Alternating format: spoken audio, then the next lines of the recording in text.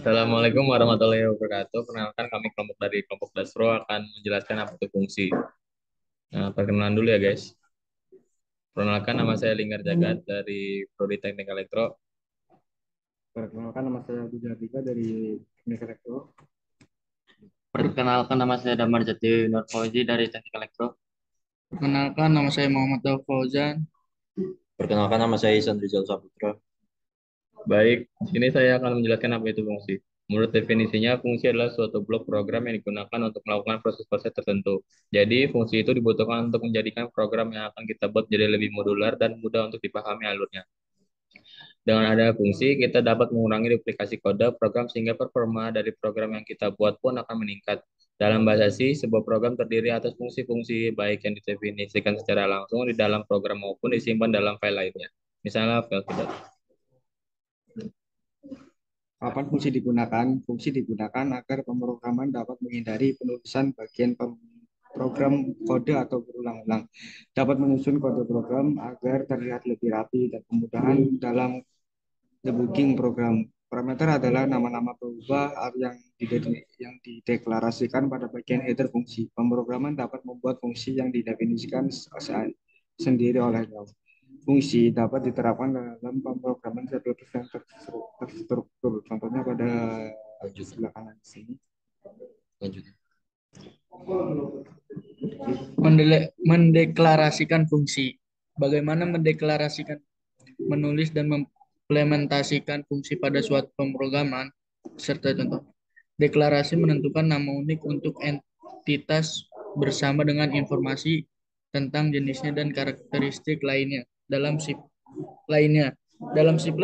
titik di mana nama dideklarasikan adalah titik di mana nama menjadi terlihat oleh pengkompilasi.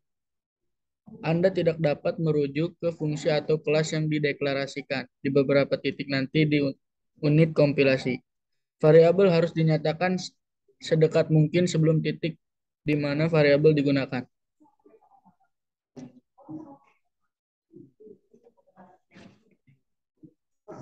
Contoh program deklarasi. Pada baris 5 di sini, main fungsi dideklarasikan. Pada baris 7, cons variabel bernama pi dideklarasikan dan diinisialisasi.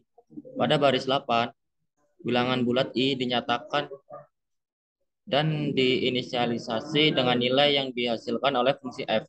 Nama f terlihat oleh pengkomplikasi karena deklarasi maju pada baris ketiga. Parameter adalah sebuah nilai yang merumuskan ke dalam sebuah variabel dalam fungsi. Sebuah parameter pada dasarnya adalah sebuah variabel dan tidak perlu kita perhatikan bahwa isi dari sebuah parameter adalah argumen. Ada contoh dua jenis parameter. Yang pertama ada parameter aktual. Parameter aktual sebuah variabel atau konstanta untuk memanggil sebuah fungsi, dan yang kedua adalah parameter formal, sebuah variabel yang didefinisinya di dalam fungsi. Oke, selanjutnya. Pengertian fungsi overloading dan rekursif.